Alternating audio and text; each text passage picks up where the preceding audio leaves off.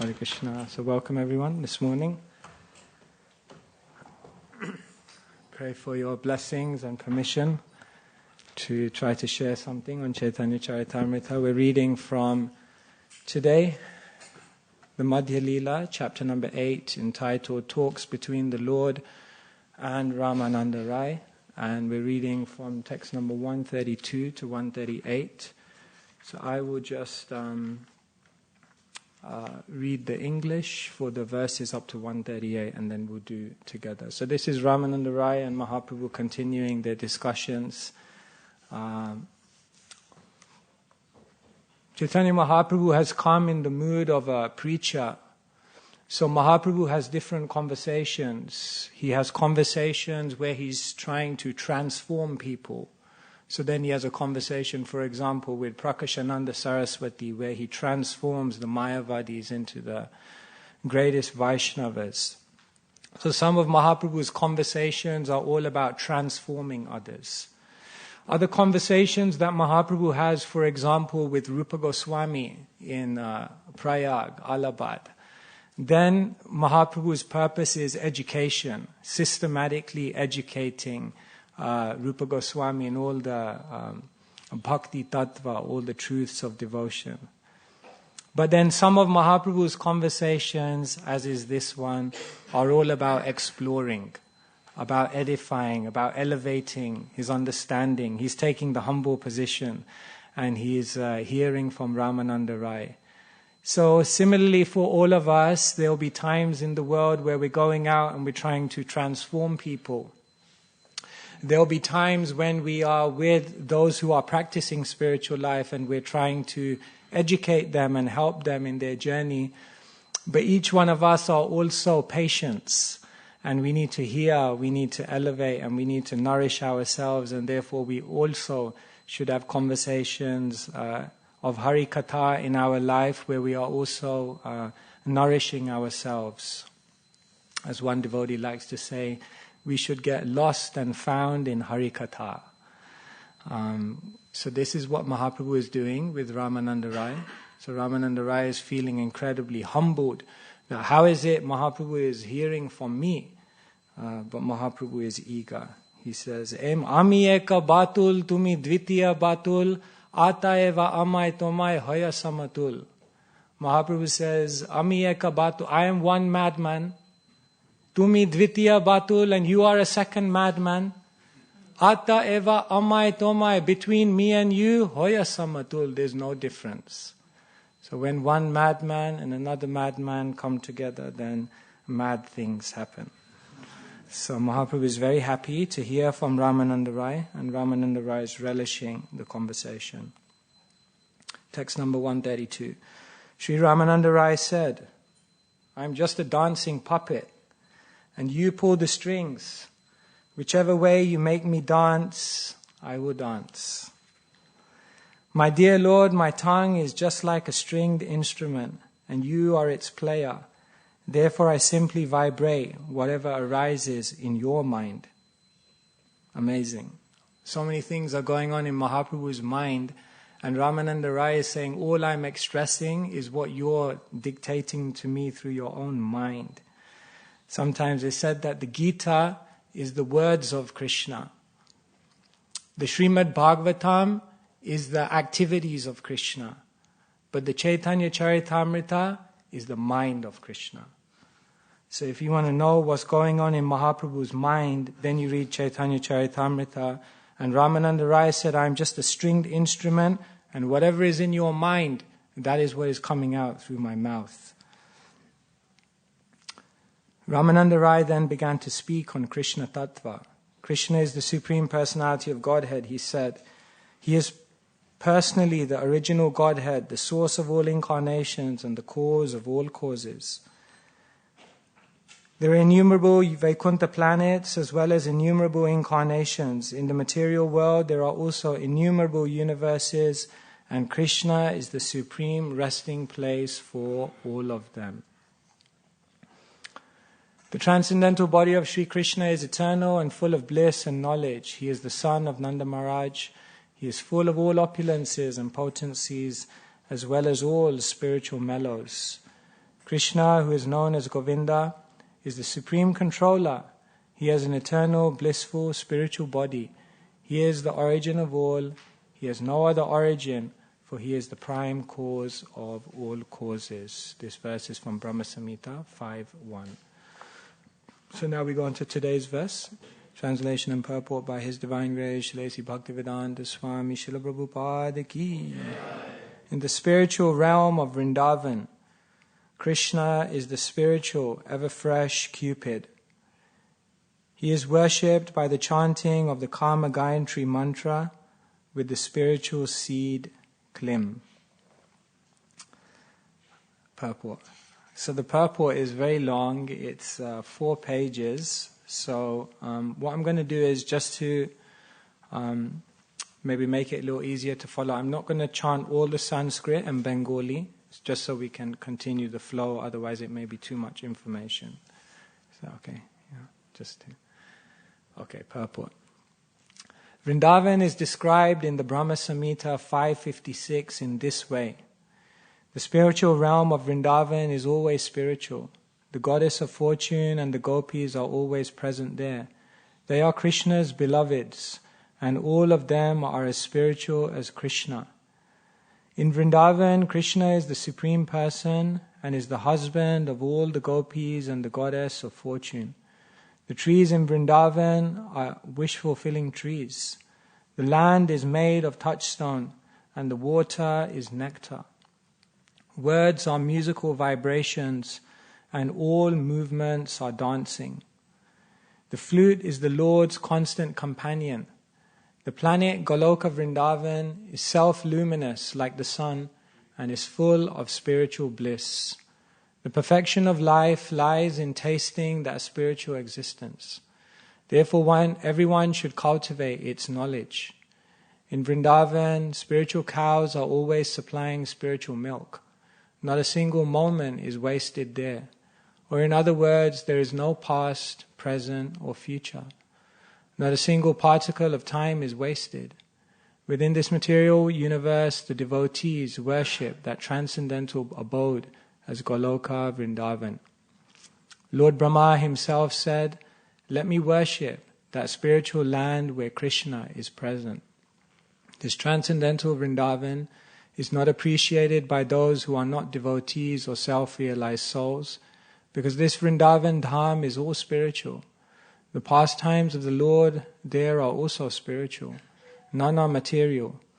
According to a prayer by Srila Narottam Das Thakur, Prarthana 1, when will Lord Nityananda have mercy upon me so that I can realize the uselessness of material pleasure?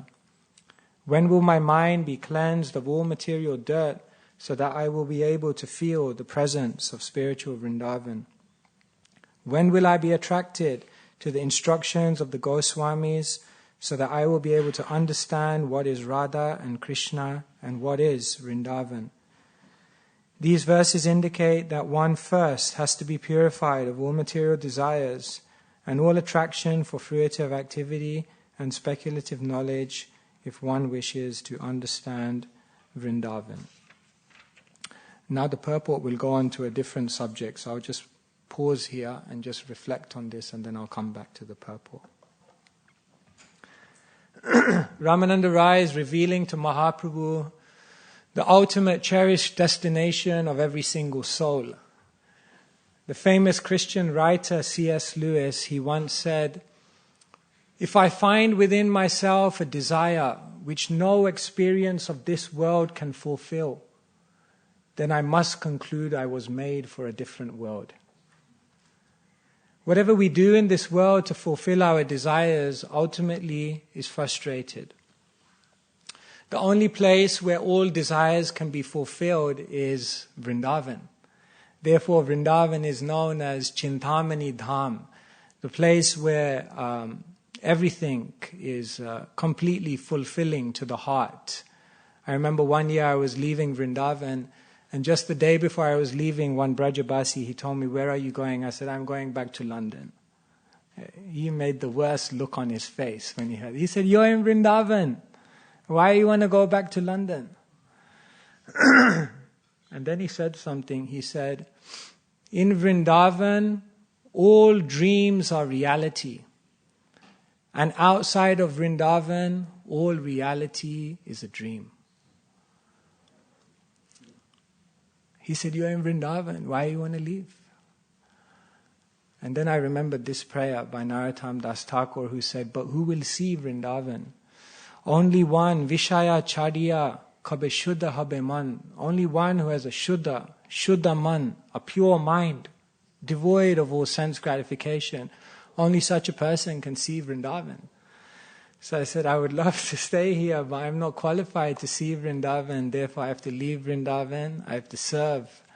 And then maybe with some mercy, I can come back and see the real Vrindavan. Otherwise, what will you see? Bhaktivinoda Thakur, he says, the Dham is like an ocean which is full of jewels, but is covered by a thin layer of oil. And if you have a superficial vision, you will look and glance and think, oh, this is an ocean of oil. But only if you have the mercy to penetrate beyond the superficial covering of Vrindavan, then you can see. Once I was at Radha Kund and I was reading Navavraja Mahima. And Navavraja Mahima, the spiritual vision of Radha Kund is given.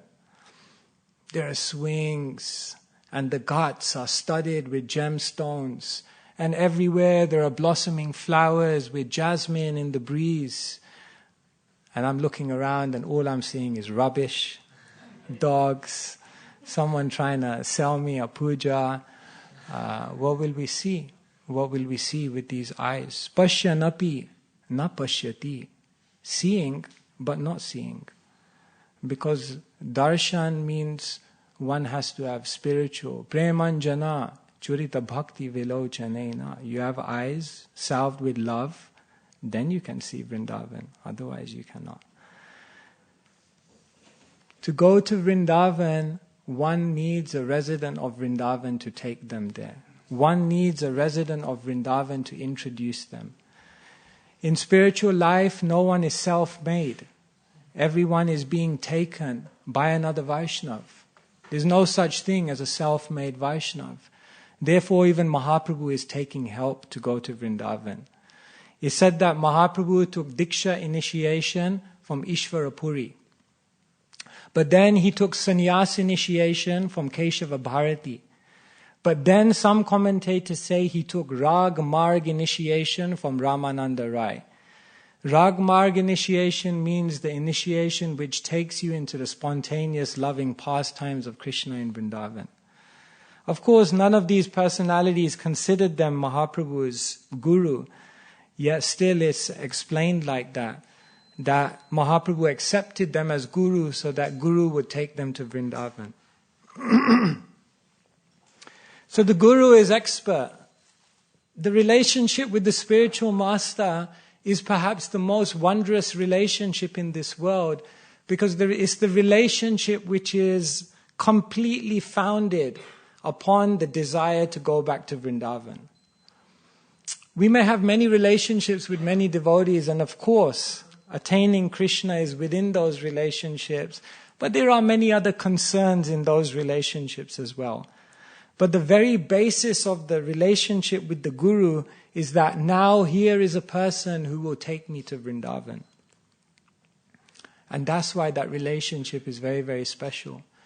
And how the Guru takes you to Vrindavan is also very mystical. In a book called the Mukta Charita, Raghunath Das Goswami is expressing his immense gratitude for his Guru. Of course, he received the mercy of Nityananda and therefore attained such spiritual wealth in his life.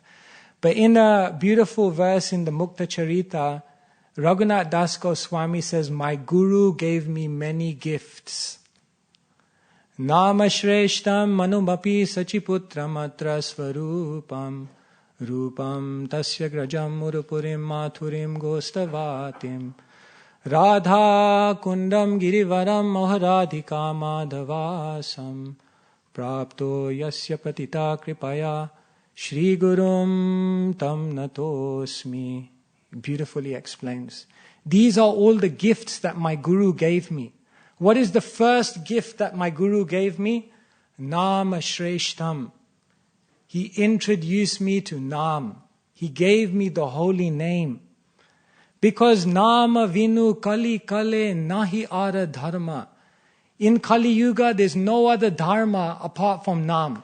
You do anything, Archanam, Yagya, Tapasya, Svadhyay, study, austerity, deity worship, fire sacrifices, none of it carries any weight unless there is Nam. So the first thing that the Guru does is he introduces you to Nam and he helps you to become attached to Nam. But then what's the second gift that the Guru gives? Sachi Putram. He introduced me not just to Nam, but he introduced me to Mahaprabhu. Because without Mahaprabhu's grace, Jadi Gaura na hoite, tabe ko heito. Without Gauranga, what will become of us? We need that mercy, we need the grace. Therefore, the spiritual master is the one who connects you to Gauranga. Yatha yatha gaura padara vinde. Only when you jump into the pastimes, the oceanic pastimes of Gauranga and navigate the depths of Gaura's pastimes, his oceanic pastimes, then one will emerge from that ocean and arrive at the shore of Vrindavan to see Radha and Krishna. You can't reach Radha and Krishna unless you go through Gauranga. So the second gift the Guru gives is connection to Gauranga. Then what does the Guru do?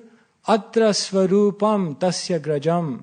He introduces you to Swarup Damodar Goswami, Rupa Goswami, and Sanatan Goswami. Why are these personalities so important? Because without Swarup Damodar Goswami's diaries, one can know nothing about Mahaprabhu. Without Rupa Goswami's philosophical exposition on rasa, one cannot know anything about the transcendental reality. And without Sanatan Goswami's Sambandha Gyan and emphasis on Vaishnav culture and etiquette, one cannot factually make any progress in spiritual life. So the third thing that the Guru does is he introduces you to the Acharyas. Not just introduces you, but helps you to have a relationship with the Acharyas. And then what does the Guru do? Mathura Purim Gostavatim Radha Kundam Girivaram. Then what the Guru does is he introduces you to Mathura Vrindavan. There is a land where every step is a dance, where every word is a song, where every act is an act of love, where all water is nectar, where every tree fulfills all desires. A place where all dreams are reality. That place is Vrindavan, the Guru tells you. And not just that, the Guru introduces you to Radha Kund, Girivaram, Govardhan Hill. Why does the Guru introduce you to Vrindavan and specifically these places? Shishi Radha Gokulananda ki jai. Sitaram Lakshman Hanuman ki jai. Because Vrindavan is not just a place of pastimes. Yes, the Guru introduces you to Radha Kund and Govardhan Hill, not just because of the pastimes that took place there, but because these places carry a spirit of complete absorption in Krishna. When you think of Radha Kund, when you think of Govardhan Hill, we're not meant to just think of the pastimes, but what we're meant to internalize is the very spirit of the interactions between Krishna and his devotees in these places. And therefore, to understand the heart of Vrindavan is to understand not just what happened there, but the spirit of the heart of the loving exchanges that go on there. Therefore, what the Guru does is he introduces you and connects you to Nam. He introduces you and connects you to Gauranga. He introduces you and connects you to all the Acharyas. And then he introduces you and connects you to Vrindavan. And once those things are in place, Aharadika Madhavasam, then you can enter the transcendent divine pastimes of Radhika and Madhav. So the Guru is very, very expert. We may not know what the Guru is doing. But what the Guru is doing is he's planning, he's plotting, he's making various arrangements, he's meditating, he's expending all of his energy, he's thinking every which way he can to give you all of these gifts. Because if you take all of these gifts, then eventually you can enter into Vrindavan. And so the Guru does it in many amazing ways in which we don't even know. Years ago, we used to, on the Bhakta program, we used to show Karate Kid. I don't know if any of you, it's a bona fide movie, they chant Hare Krishna in there in one scene. But we used to show that film for anyone who's seen it because it's very interesting. Daniel's son, who's the boy who wants to learn karate, goes to Mr. Miyagi, and Mr. Miyagi tells him, yeah, I'll teach you karate, no problem. But then what does he do for the next weeks? He just tells him, scrub the car, sand the fence, whatever else he does, lay down the patio. He tells him to do all these different things. And then after some time, Daniel's son, he's like, you're just getting me to do all your housework, all your DIY. I came here to learn karate. And then there's that famous scene where he, goes into a fighting move with him, and then he realizes how through all of those seemingly household chores, he actually learned all the karate moves. So the Guru is like that, planning and somehow introducing us, connecting us to all of these things so we can go to Vrindavan. So Mahaprabhu is taking Ramananda Rai like that. And Ramananda Rai is introducing Mahaprabhu to Vrindavan. And this is the cherished aspiration of the Vaishnavas. Now the Guru also gives one other gift, which is mentioned in this verse. And the other gift that the Guru does is he gives the disciple Gayatri mantras. So I'm just going to continue reading the purport because now Prabhupada talks about the Gayatri mantras. In reference to the words aprakrita, navina madan, aprakrita refers to that which is the very opposite of the material conception. The Mayavadis consider this to be zero or impersonal, but that is not the case. Everything in the material world is dull, but in the spiritual world everything is alive. The desire for enjoyment is present both in Krishna and in his parts and parcels, the living entities. In the spiritual world, such desires are also spiritual. No one should mistakenly consider such desires to be material. In the material world, if one is sexually inclined and enjoys sex life, he enjoys something temporary. His enjoyment vanishes after a few minutes. However, in the spiritual world, the same enjoyment may be there, but it never vanishes. It is continuously enjoyed. In the spiritual world, such sex pleasure appears to the enjoyer to be more and more relishable with each new feature. In the material world, however, sex enjoyment becomes distasteful after a few minutes only, and it is never permanent. Because Krishna appears very much sexually inclined, he is called the new Cupid in the spiritual world. There is no material inebriety in such desire, however. Srila Prabhupada is now introducing us to the Karma Gayatri. I'll come back to the Gayatri mantras in a second. But here in the Karma Gayatri, Krishna is explained to be the ever-fresh Cupid. Once Brahmananda Prabhu, he was at university and he submitted a dissertation. He was doing some psychology or something like that. And he was getting into Krishna consciousness. He knew the philosophy. And therefore in his dissertation he wrote, love makes the whole world go round. Because prema is the central concept of Vaishnava theology. So in his thesis he wrote, bringing in Krishna consciousness, love makes the world go round. He gave it to his professor and his professor failed him. He said, "You're completely wrong. Love does not make the world go round. Lust makes the world go round." And then Brahmananda Prabhu took it back to Prabhupada and he said, "Prabhupada, just see the ignorance." Prabhupada said, "He's right. He's right." The whole material world is going on the basis of lust. Pumsa striya mithuni bhavameitam. The attraction between male and female is the basic principle of material existence. Therefore, Cupid is extremely active within the materialistic sphere. It's said that Cupid is holding many, many different arrows. It's described in different ways.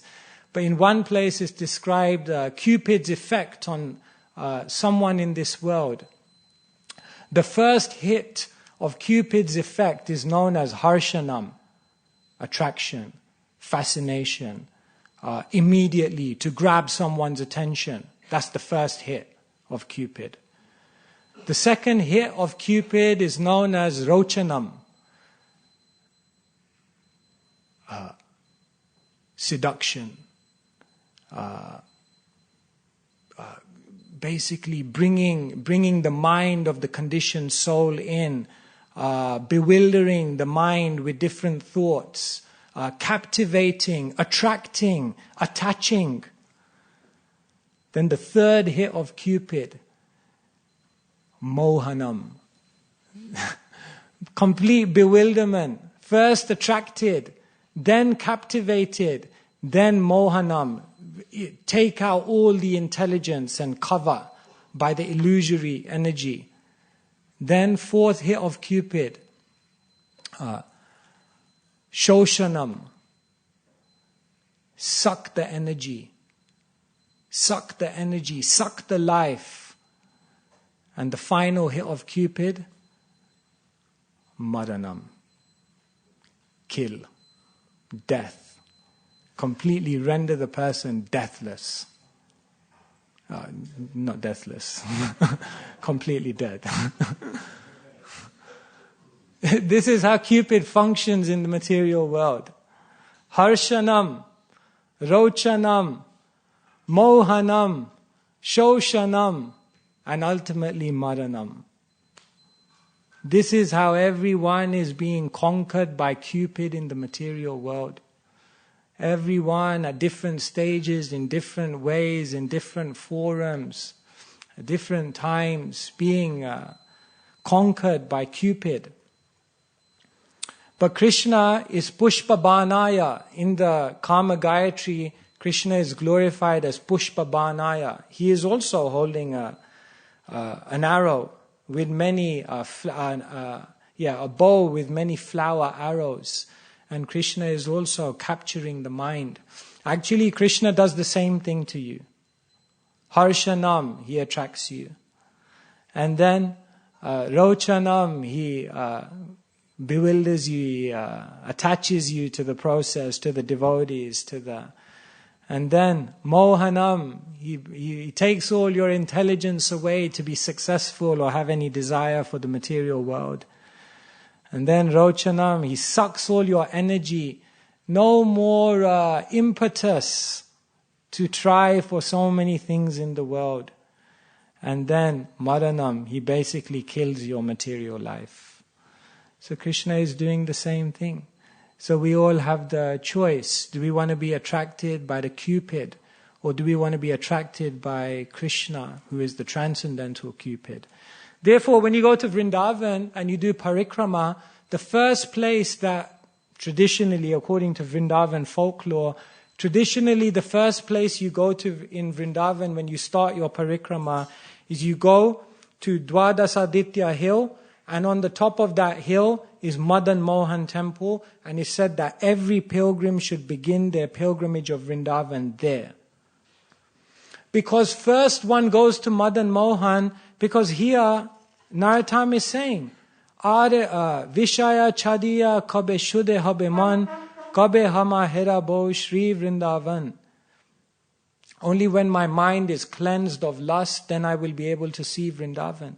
So the first thing the pilgrim does when they go to Vrindavan is they go to Madan Mohan and they pray that let me, at least for this time, be free of lusty desires, be free of selfish concern, be free of all these concerns with the temporary pleasures of this world, so that I can focus, so that I can be present, so that I can see Krishna in Vrindavan. And so that's the first place that the pilgrim begins. According to Vrindavan folklore, it's also said that another reason that you begin your pilgrimage there is because when you walk down from Madan Mohan temple, then you come to Dwadasaditya hill. This is a very famous hill because just 10 meters before, or maybe a little more, before it is Kaliya Ghat. And that's the place where Krishna jumped into the Yamuna to chastise Kaliya. But after Krishna danced on Kaliya, bathed in the Jamuna, did his water sports, then he came back onto the shore and he lied down on this hill. But because Krishna had just been in the Yamuna and his body was shivering, the one sun expanded into 12 suns to heat up Krishna's body. And so, according to Vrindavan folklore, one should begin their pilgrimage in Vrindavan by taking shelter also of the place where one sun expanded into 12 to heat Krishna's body, because that is signifying that while you're in Vrindavan, your bhajan should become 12 times more intense. Your focus should become 12 times more intense. Your desire to Vratani chere haritoshanani, your desire to fulfill your vow that in this pilgrimage I will only remember Krishna, that determination should become 12 times stronger. And then maybe someone will see Vrindavan. So like this, there is the Cupid who is bewildering everyone in this world. But then there's the transcendental Cupid, Krishna, who is capturing the mind. Rupa Goswami says, Yuvatinam yatha yuni yunam cha yuvato yatha manobhi ramate tadvan manome ramatam tvai. He says, Krishna, just as the mind of young girls are naturally attracted to the minds of young boys, and just as the minds of young boys are naturally attracted towards the girls, Mano bhi ramate tadvan, mano me ramatam tvai. May my mind be as naturally attracted towards you, Krishna. So this is what is happening. So this is why the Kama Gayatri is so powerful, because the Kama Gayatri is connecting one to Pushpa Banaya, Gopi Jana Vallabha. The Kama Gayatri is said to be the culmination of all the Gayatri mantras. Okay, let me read because Prabhupada explains this. Gayantam trayate yasmad gayatri tvam tata shmrita. One who chants the Gayatri mantra is gradually delivered from the material clutches. In other words, that which delivers one from material entanglement is called Gayatri. An explanation of the Gayatri mantra can be found in the Madhya Lila, chapter 21, text 125. The Kama Gayatri mantra is just like a Vedic hymn, but it is the Supreme Personality of Godhead Himself. There is no difference between Kama Gayatri and Krishna. Both are composed of 24 and a half syllables. When one takes second initiation, then one is given the Gayatri mantras by the Guru. So in our Vaishnav system, there are 7 Gayatri mantras. There's the Brahma Gayatri. Then there is 2 Gayatris dedicated towards the Guru. Then there are 2 Gayatris dedicated towards Gauranga. And then there are 2 Gayatris which are a meditation on Krishna. So like this, one is given 7 Gayatri mantras. Then we hear Dhyayan Stuvam Stasya Yasyastri Sandhyam. At 3 sandhyams in the day, when the sun rises, when the sun is at the equinox, and when the sun is setting, then one is then turning to these Gayatri mantras, turning away from the world, and then developing an internal meditation. The word Gayatri is a composite. Gayanam means to sing, and Trayate means to free. So Gayatri literally means that mantra which is sung and which then frees one from the material energy. And so the idea of the Gayatri mantra is a gift by the Guru to allow us 3 times a day to then lift ourselves up from the material world. And if one looks at the progression of the 7 Gayatri mantras, then gradually what the Gayatri mantras are doing is they're taking you from the material world into the transcendent reality of Krishna. The first Gayatri is known as the Brahma Gayatri. So the Brahma Gayatri in traditional Hindu culture is a meditation on the Savitur, the sun god. Illumination. Srila Prabhupada explains that for Vaishnavas, we are meditating on Surya Narayan. We are meditating on Krishna, who is giving all the power to the sun god. The idea of the Brahma Gayatri is it's meant to signify illumination out of ignorance. At the moment, we're in the dark material world. And the idea of the Brahma Gayatri is a prayer that let me be illumined. Let me be illumined with spiritual knowledge. Teshamevanu partham aham agyana jam tamaha nasayamyatma bhavasto jnana deepena bhashvata. Krishna says, I destroy all the darkness of ignorance with the light of knowledge. Krishna surya sama hoya maya andakar. Where there is Krishna, the son of Krishna, there can be no darkness. So when one is chanting the first Gayatri mantra, the meditation is, let me be illumined. Let me be illumined out of the darkness of this world. The next Gayatri mantras are for the Guru. Those Gayatri mantras are very important because, yes, one will escape the material world and one wants to go to the spiritual world, but the Guru is the one who will show the journey to the spiritual world. The Guru is the one who will give the strength. The Guru is the one who will give the knowledge. Therefore, in the Gayatri, one is then meditating on the Guru. As the Guru is enthused, let me also similarly be enthused. May the Guru impel me. May the Guru enthuse me. May the Guru empower me to go on that journey to Vrindavan. The next 2 verses of the Gayatri mantra are then a meditation on Gauranga.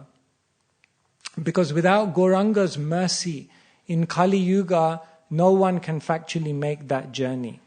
And therefore, in those Gayatri mantras, we're meditating on the incredible compassion of Chaitanya Mahaprabhu to give everyone an opportunity. And we're praying that we may be infused with that Gaura Shakti, that mercy of Gauranga. Equipped with illumination, equipped with the Guru's mercy, equipped with Gauranga's mercy, the last 2 verses of the Gayatri mantra are then a meditation on Krishna. Now you're ready to meditate on Krishna. So the first of the 2 Gayatri mantras which are dealing with Krishna is known as the Gopal Gayatri. This appears many, many times in Vedic literature. Gopal Gayatri contains 3 names of Krishna. One name of Krishna in the Gopal Gayatri is dealing with Madan Mohan. Another name in the Gopal Gayatri is dealing with Govindaji. And another name in the Gopal Gayatri is dealing with Gopinath. Now this is very, very significant because these 3 deities are the presiding deities of Sambandha, Abhideya and Prayojana. And therefore the Gopal Gayatri begins our meditation on Krishna, but it meditates beginning at Krishna's lotus feet. The Madan Mohan is said, isn't it? When Vajranabh was crafting the deity of Krishna, then it's said that he went to Uttara because she was the only one still present on earth who had seen Krishna. So she described Krishna. Vajranabh made a deity. Uttara saw the first deity and said, perfect from the feet to the waist. That was Madan Mohan. Then he made another deity. Uttara looked at it, said, perfect from the waist to the neck. And that was Gopinath. And then third deity made it. And Uttara said, perfect, the face. That was Govindaji. So these deities are gradually revealing Krishna to one who meditates. Therefore the Gopal Gayatri is a meditation ultimately which brings us to the smiling face of Krishna. And then the Kama Gayatri is said to be the culmination of everything, because the Kama Gayatri is primarily a meditation on Gopijana Vallabha. And that means the most confidential pastimes of Krishna in Vrindavan.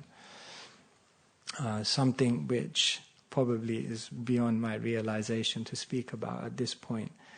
But that is how the Gayatri is actually, you can see now that those who are gifted with the Gayatri have an amazing opportunity.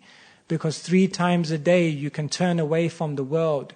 You can enter into a meditation and you can elevate yourself beyond the darkness of the material world, grasping the mercy of Guru, immersing oneself in the grace of Gauranga, and then beginning a meditation on Krishna through the Gopal Gayatri, and then ultimately through the Kama Gayatri, trying to enter into the transcendent realm of Vrindavan.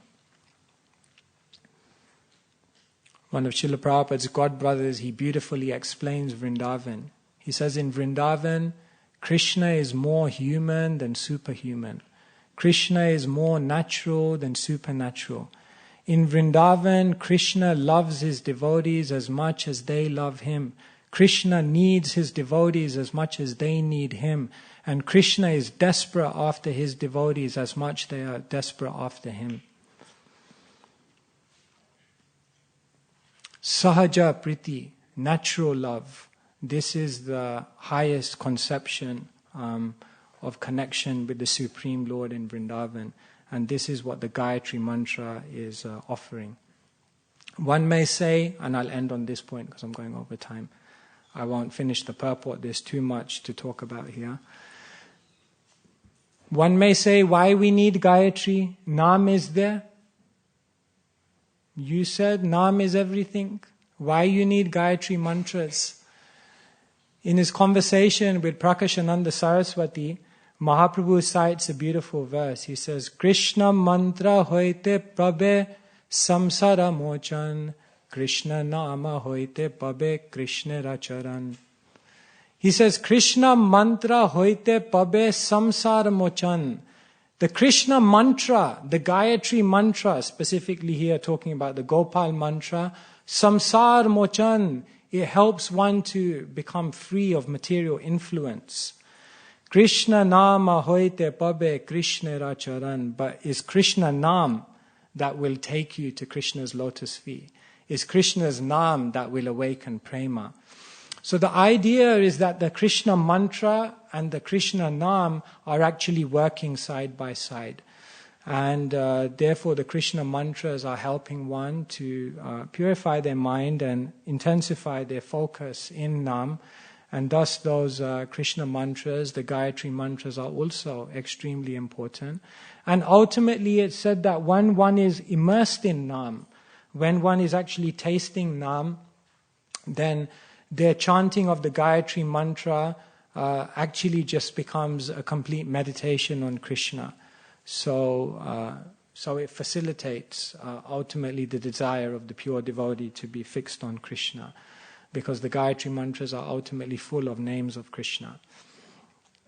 So in this way, today we just kind of went through this purport, and just to say in 1 minute, we talked about how Ramananda Rai is taking Mahaprabhu to Vrindavan.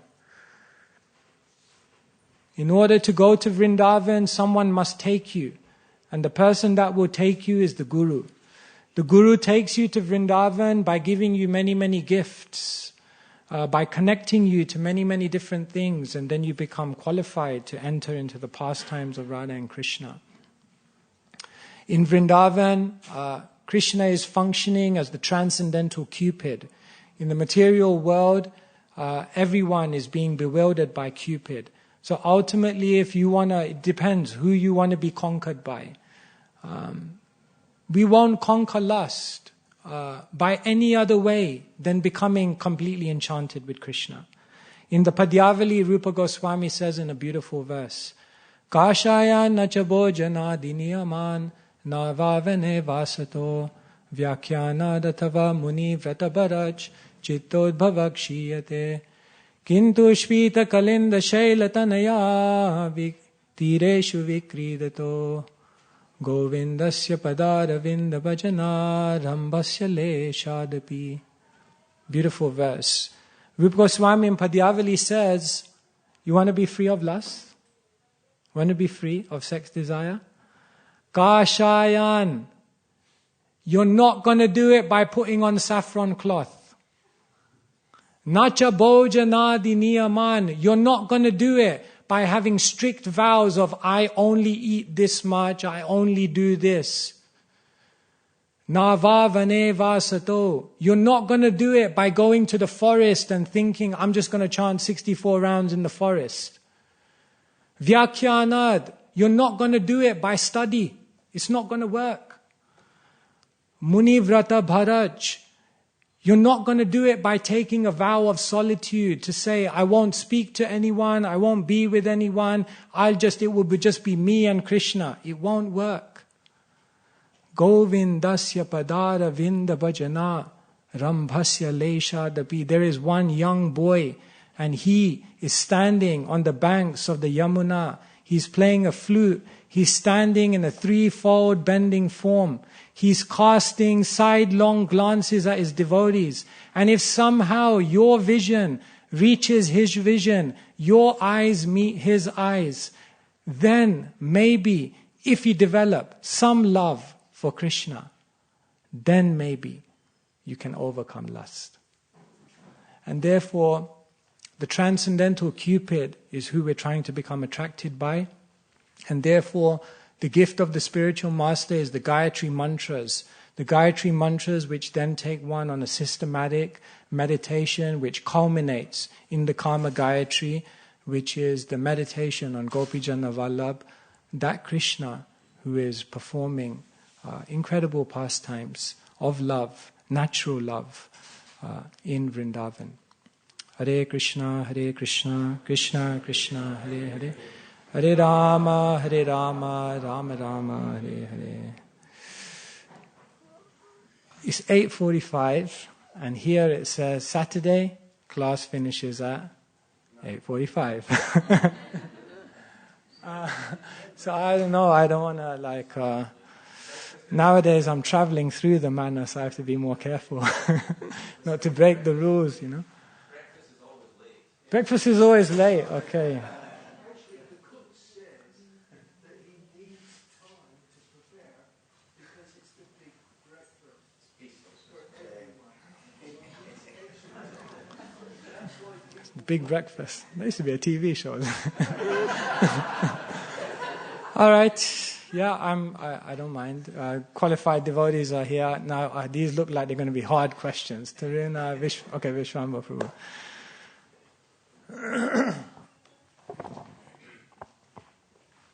Thank you, Maharaj. Beautiful class.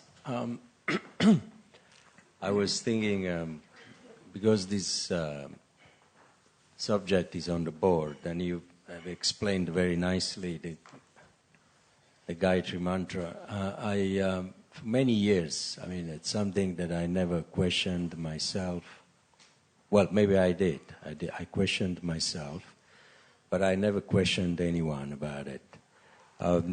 The Brahmana trait, not Gayatri Mantra, that we wear, I never understood its, perhaps maybe it's formality. I don't want to put you on the spot because my question, it can be also taken, as controversial thing. But why, if it's such a sacred item given by the Guru, why can only be touched by the body of a man, but not by the body of a woman, Vaishnava? Sorry, I know you are a sannyasi. So you're going to give the answer? Well, according to the Vedic system, we understand that there are we have different bodies which come with different conditionings, and from the Vedic point of view, then there are certain boundaries of what can be done within certain bodies. In the Bhakti point of view, we understand that ultimately that doesn't limit one's opportunities to be absorbed in Krishna. Therefore, it's said that there's certain limitations within the body of a female that, out of respect for the upavita, the woman is not given a thread. But still, Srila Prabhupada, Bhaktisiddhanta Saraswati Thakur, and other acharyas gave the Gayatri mantras so that the essence of that opportunity of Brahmin initiation. Actually, see, this is the real point. Actually, I should have mentioned this. Thank you for raising it. Another reason why Gayatri mantras are important, because some say, is second initiation important? One of the reasons Prabhupada gives why Gayatri mantra, Brahmin initiation is important is because it allows one to worship the deities. Because one cannot worship the deities if one doesn't have Gayatri mantra. And therefore the essence of Brahminical initiation and Gayatri mantras is the facility to worship the deities. So you can see that even in our system, even though a woman may not be given a thread, the essence of Brahminical initiation or Gayatri mantras, which is the opportunity to do Archana Seva, ultimately has still been offered by Prabhupada. And so in that way, there's no limitation. And then the other point is that, as I mentioned, in this day and age, Nam is the ultimate thing.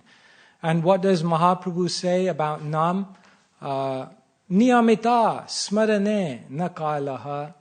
For Nam, there's no hard and fast rules. Anyone can do, any time, in any situation. Om pavitra pavitro va.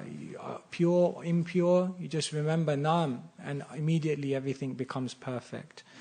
So in Vedic system, there is limitations on what certain individuals can do according to their body, but that does not limit the Vaishnava scope of opportunity to absorb themselves in devotion to Krishna.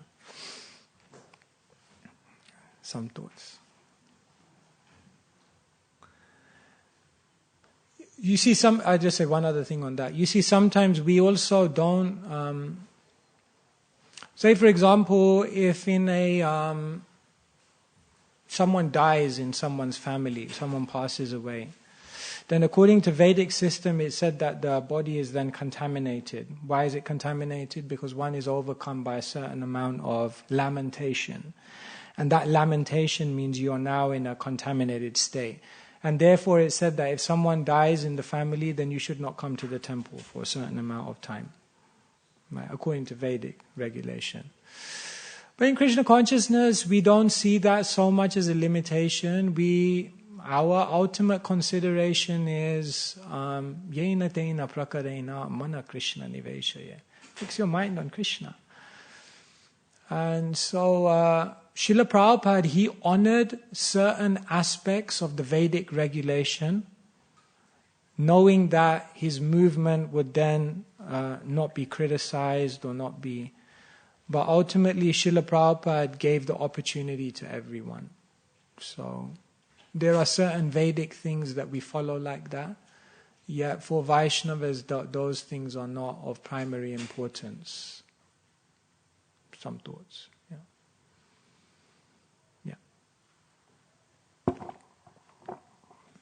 Hare Krishna Maharaj. Thank you for such a wonderful class. There was so much content in there, and I thought it's unbelievable how much more that you can extract from the purport. And one of the things that you mentioned was that the Gayatri mantra helps to free you from material desires.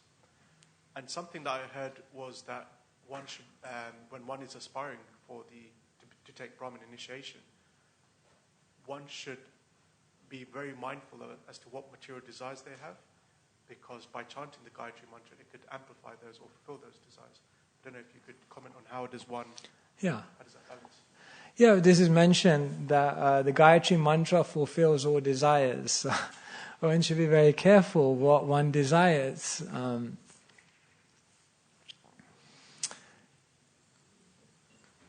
Just a side point. One time there was a husband and wife and a child.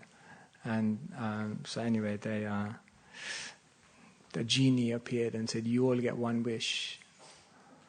So he came to the husband. He said, "Like, what wish do you want? Anything you want." The husband said, like, he just wanted to get rid of like family life, So he just said, "I just want to go to the heavens, away from everything." So, boom, there he was in heaven. He was like, "This is it, liberation, freedom, finally." Then he went to then the genie went to the wife. Said, "What would you like?" He said, "I just want to be with my husband." Oh no! So there he was, in heaven, having a great time on the sun, Boom! His wife appears. Oh no! He said, "Anyway. At least we're in the heavens." Genie went to the child. He goes, "What do you want?" He goes, "I just want my parents back." They both came down. It's interesting. The desires we have.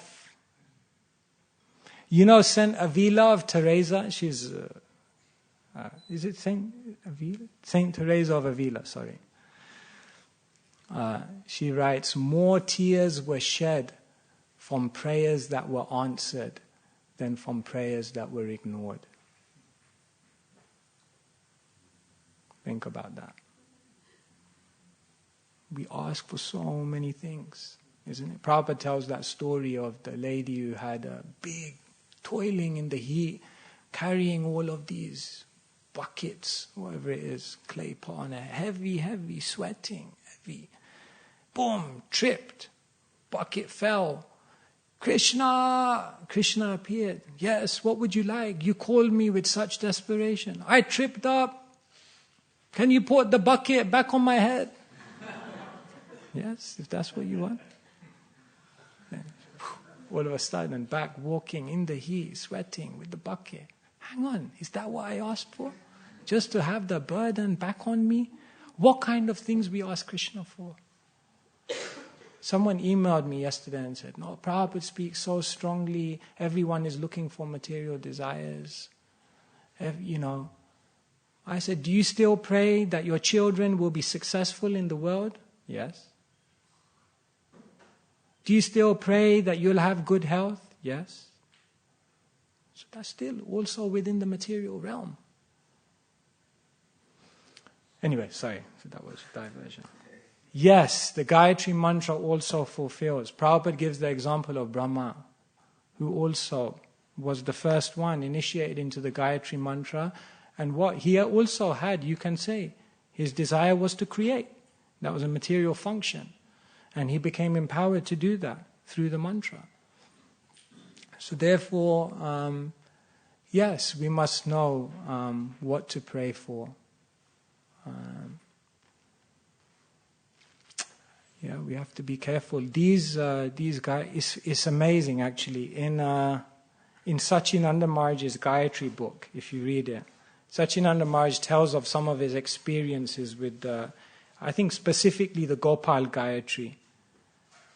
And he talks about how it can fulfill material desires. Like I think he mentions one story. He was in a forest somewhere and he kind of tripped up and he fell. I don't know, it was some kind of gushing blood or something. He was in the middle of nowhere and he was just like, I don't know how I'm going to deal with this. There ain't no doctors. I can't move. I can't do anything. And he said, I just started chanting the Gayatri Mantra again and again and again. And he said it was miraculous. Within minutes, a scab appeared and the wound clotted like it was some kind of mystical. He said, I realized, oh my God, the Gayatri can even do this. So you can read it. It's in his book. He writes it. few experiences of Gayatri like that. But then he says, therefore we should be careful. Yeah, so anything. Yeah, you have to be careful. Yes.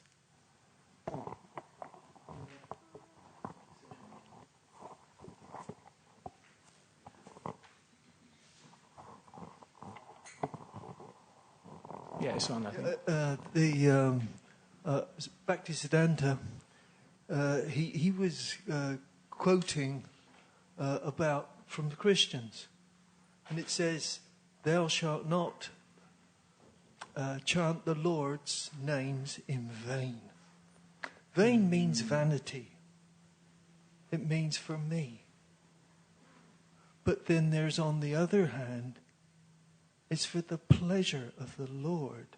This should be our motive. That actually, when Gayatri is chanted, or the Mahamantra, it's for Krishna's pleasure. That we want to give back to him. That we want to actually do it as an act of service for Krishna's pleasure. He wants us. He wants to hear his names, on our tongue. It's an appreciation, just like the Brahma Gayatri. It doesn't choose who it helps. It's a glorification of the Sun's power, and it's appreciation. It's a prayer of gratitude, actually, and appreciation, which that we should give to the Lord. So it descends itself. We can't make it come, but we can continue under the order of our spiritual master until it descends. And it's the spiritual master's instruction is the key, but it's an appreciation, really. It's a glorification that our motive should be to please the spiritual master. He's the via medium. And if we do such, it'll be for the pleasure of Krishna, because that will please Krishna, And like Jiva Goswami, he says, why does Krishna like to hear his names being sung? It's an interesting point. Why does Krishna like to hear his names being sung? And in one place, Jiva Goswami says, because when Krishna hears his name being chanted sincerely, then he thinks, oh, now I have the opportunity to give that person mercy. So the mercy will come if we try to please Krishna, that we don't have to ask. But in another sense, we are asking. We want mercy. We are, as Gokavinda Maharaj would say, we are prema bhikshu. We are beggars of love. Therefore, Kaviraj Goswami is saying, prema dhana vina vyartha daridra jivan das kori vetan more deha prema dhan. I'm poor, I'm impoverished because I have no love. Das Kori, make me your servant, and I'm begging, just give me one salary. Deha prema dhan, give me some prema. Let me develop some real love.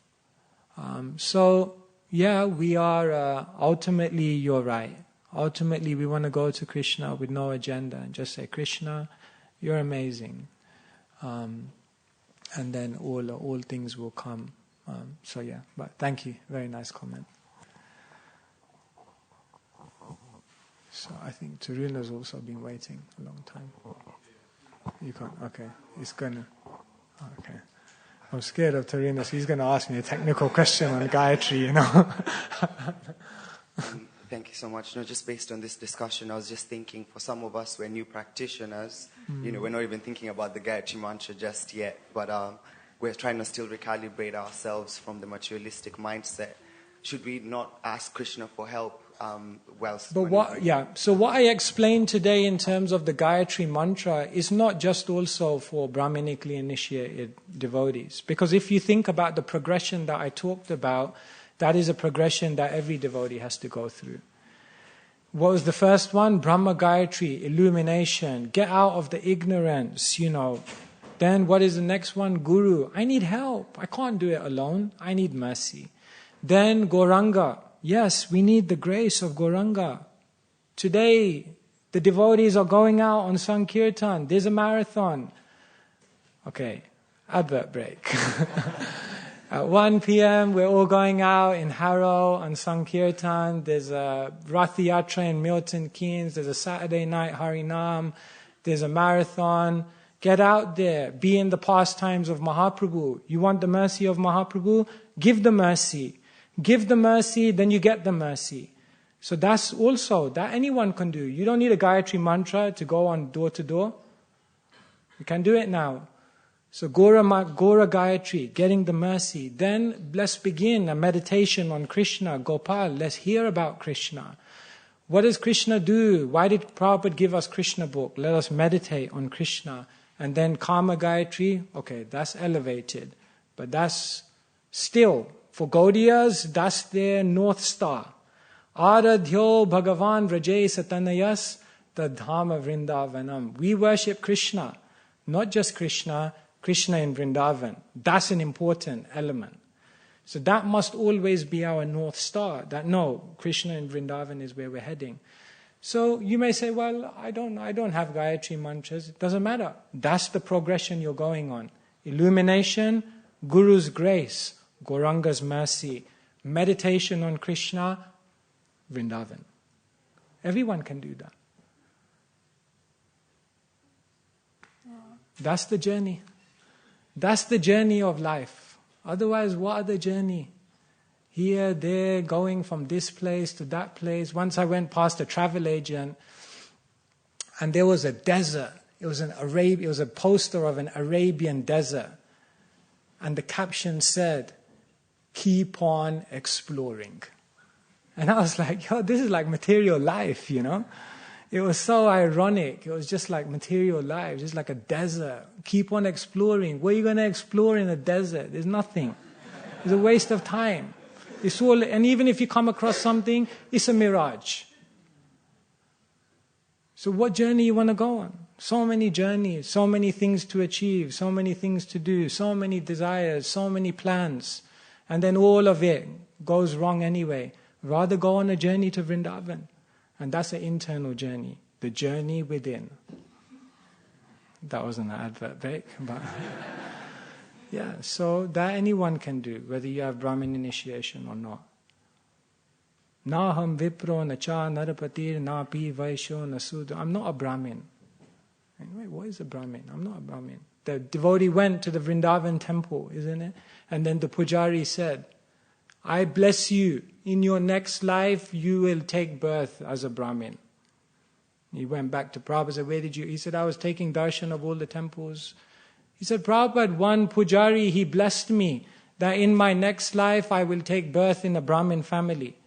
Prabhupada said, you go back to him and tell him that we bless you, that in your next life, you will take birth in the Krishna consciousness movement.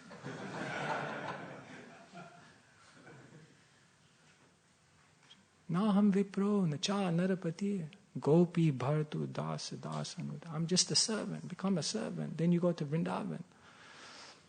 So, there's no limitation. Prabhupada just opened the treasure house. And but all the wealth is there. At the same time, why wouldn't you take Brahmin initiation? It's there. Because if it's there, take it. We need all the help we can get. So take it. But become qualified. And if we take it and we're qualified, we don't know. Sometimes I feel we don't know, myself at least, what we've got in our hand.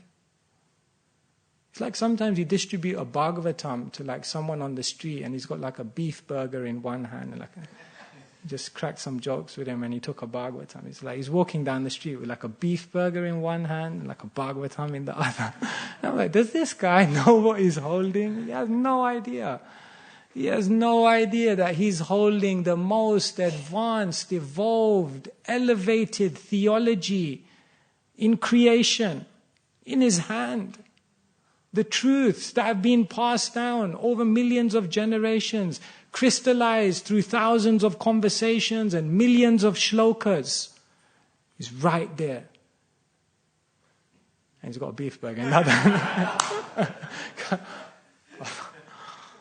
But we're also like that. You have like a Gayatri mantra, you think, oh, Gayatri, oh God, I missed it. I've got 3 Gayatris to catch up on. And the unlimited potential of spiritual wealth that Prabhupada is given. Amazing. I think we better end. It's time is moving on. Srila Prabhupada ki jai, Chaitanya Charitamrita ki jai. Hare Krishna.